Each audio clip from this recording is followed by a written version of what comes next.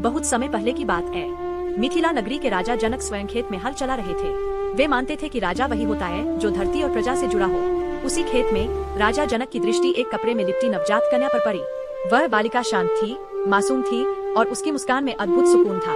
राजा जनक ने उसे गोद में उठाया और उसी क्षण उसे अपनी पुत्री स्वीकार कर लिया। उन्होंने प्रेम से उसका नाम रखा सीता। सीता का बचपन राजमहल की शान में नहीं, बल्कि संस्कार, सादगी और करुणा में बीता। वे पक्षियों को दाना देती, बड़ों का आदर करती और हर जीव में अपनेपन की भावना रखती थी। एक दिन राजमहल के आंगन में रखा हुआ भगवान शिव का धनुष बालिका सीता के खेल का हिस्सा बन गया। उन्होंने सहज भाव से उसे छू लिया और धनुष हल्का सा हिल गया। यह देखकर वहां उपस्थित ऋषिमुनि और जनक दरबार के लोग आश्चर्य में पड़ गए। राजा जनक समझ गए, यह बालिका साधारण नहीं है।